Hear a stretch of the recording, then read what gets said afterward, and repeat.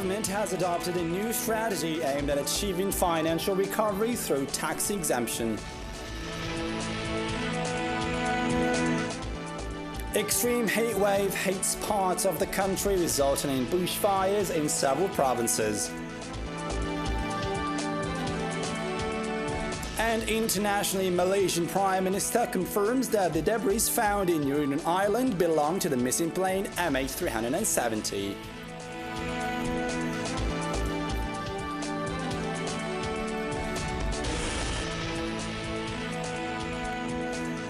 Those were today's top stories. Thank you for joining us live on DZAIR News.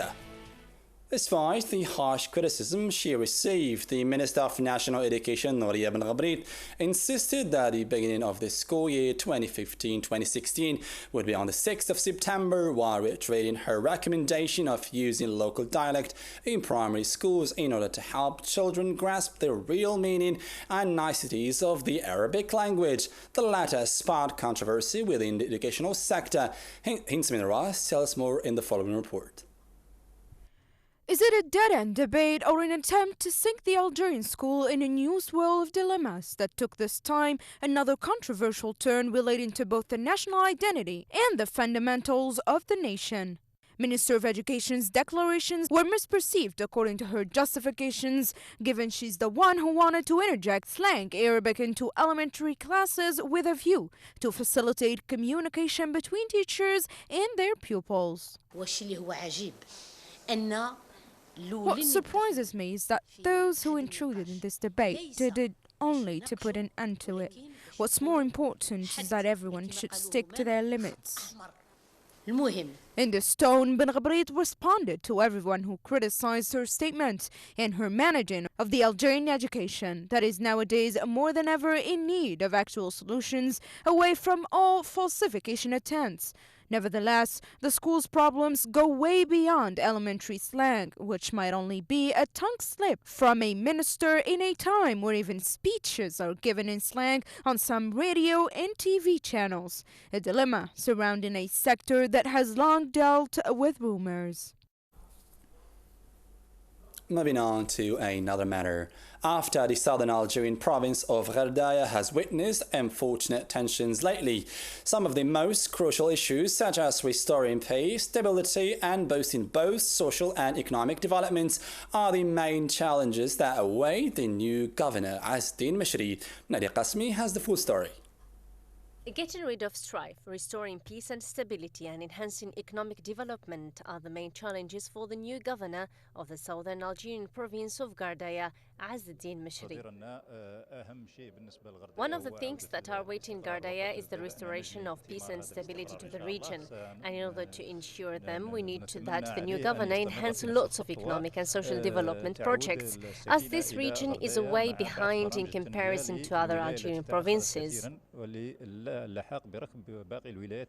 One of the most important files that we think the new governor should deal with is the issue of peace and stability, as the real stability is not a superficial one, but at least one should feel safe when he or she moves from one place to another.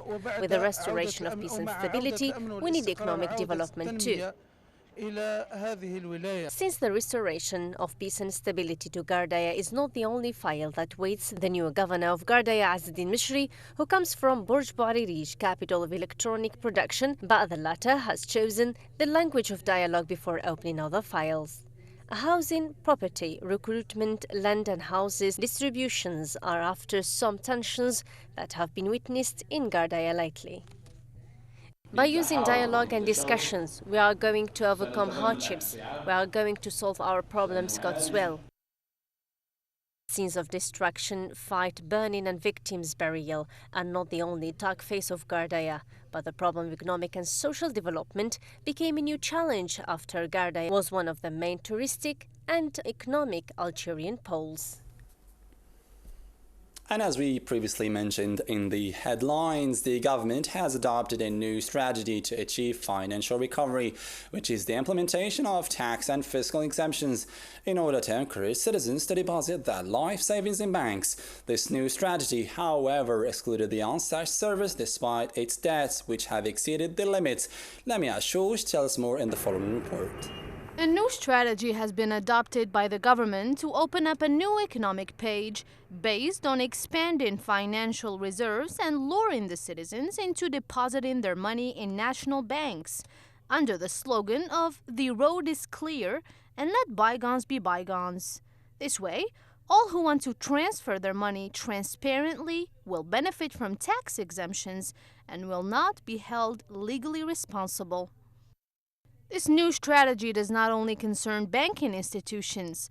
The government today needs the citizens' savings so that the National Social Security Fund for non-wage earners goes in the same direction. And under the same slogan, the government declared the total erasing of the debts owed by 3 million citizens in a bid to achieve the fund's financial balance and attain financial recovery. The government's strategy to implement fiscal and tax exemptions and draw up any legal actions came in order to collect the citizens' savings. However, it did not include the Anglais service, which debts have reached the maximum limits. So if this exemption strategy is a new economic law, the Anglais would definitely be the exception.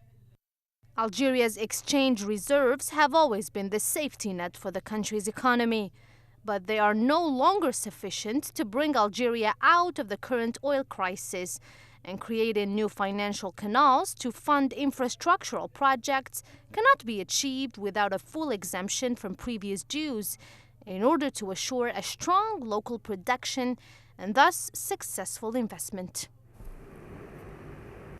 Still in the same context, according to the special weather forecast issued by the National Meteorological Bureau here in Algiers, an extreme heat wave has hit the country and is expected to last until next week. Extreme temperatures were experienced in the northern parts of the country due to hot winds coming from the south, resulting in temperatures that are as high as 44 degrees Celsius in shade. To this effect, people of all ages are advised to stay home from 8 a.m. to 4 p.m. to avoid any sun-related illnesses. In the same context, firefighters and forest protection units in the western province of DZAIR continue their tremendous efforts to put out bushfires that have damaged more than 460 hectares of forest. The fire erupted on the 30th of July and spread through 3 major rural regions in the province. Osama Snosi has the details. With the remarkable height in temperature, which exceeded 40 degrees in recent days, bushfires in the western province of DZAIR, which erupted on the 30th of July, have spread dramatically, sweeping through rural lands, leaving nothing but ashes on the ground. One of the fires erupted in Lafrash mountain in Qolea region of Sidi Amr municipality. The fire damaged more than 315 hectares. We registered yesterday another fire in Hassi Awan, which burned more than 120 hectares of jungle. Firefighters continue to seal off the place in Hassi Awan region in order to prevent the fires from reaching other regions.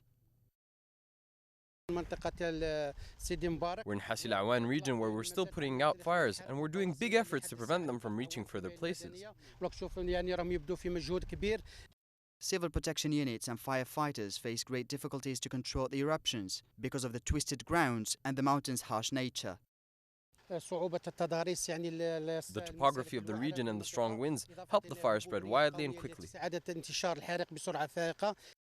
Since the 30th of July, large reinforcements were mobilized varying from mobile convoy, secondary units and the main unit to put out the fires that have damaged more than 460 hectares of rural areas and forests. And now we move on to another matter. Eating outside home has become one of the new passions of Algerian families to break a long, tiring day's routine, especially during summer season. At the same time, creating a nice and joyful atmosphere for children and elders all together. Nadia Qasmi illustrates. Eating outside home became a new fashion among Algerian families, as it is an entertaining step to break everyday routine. It is a way to create some nice atmosphere for the kids. It is nice to be around here in this open space and fresh air.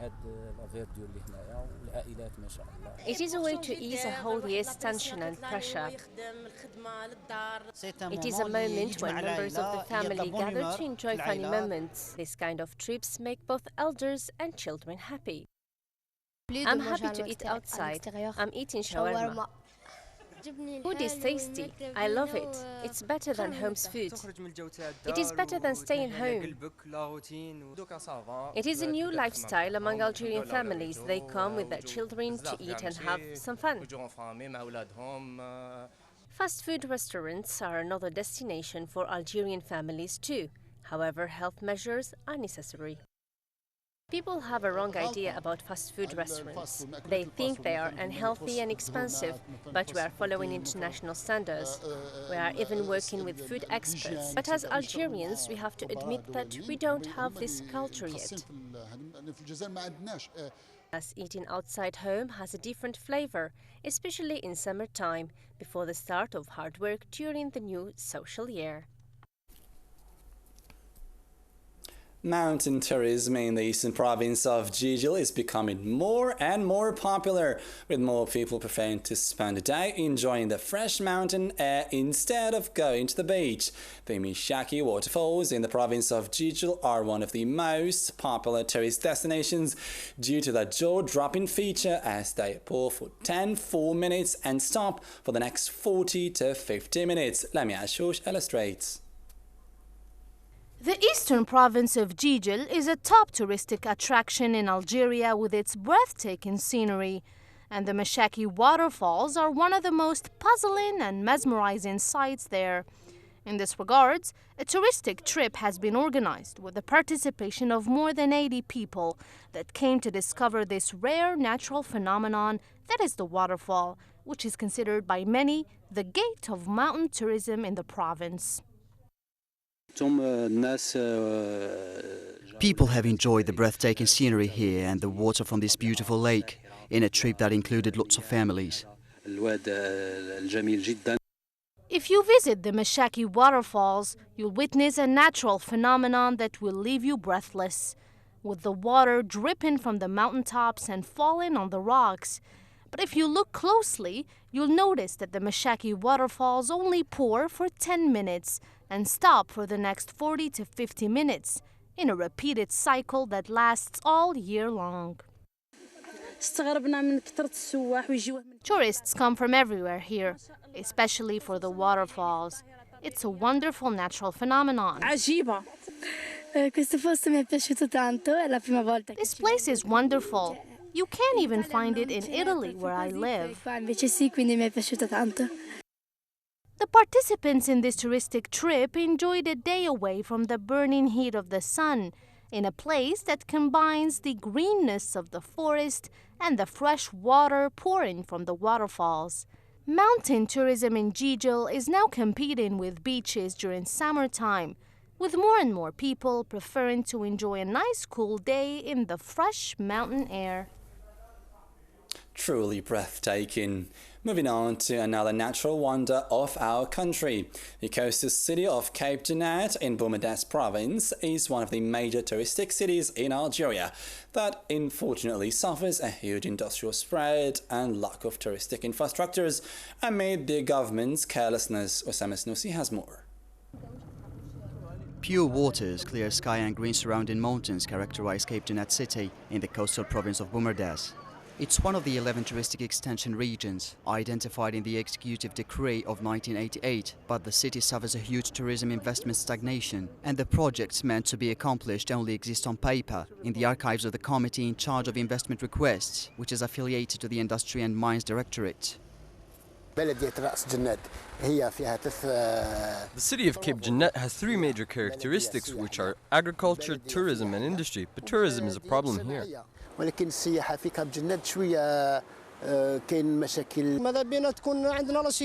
want security in our shores and we want hotels and restaurants. I came from the desert, precisely from Ghardaia. Security is provided, but the only flaw here is the lack of hotels. The coastal city of Cape Jeanette doesn't only lack tourism infrastructure, it's even turning into an industrial region gradually, due to the massive industrial investment that covers the city shores with different projects. These factories that they built here are polluting the area without supervision, and that's affecting the fish wealth. We want environmental organizations to come check the water.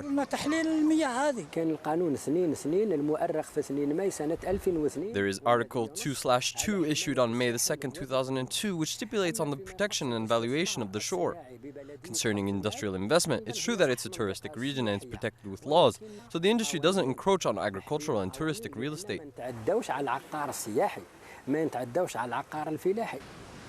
The magnificent nature and its friendly inhabitants remain the only aspects that attract tourism to Cape Jeanette, awaiting some measures from the government to revive tourism and turn the city into a touristic pole.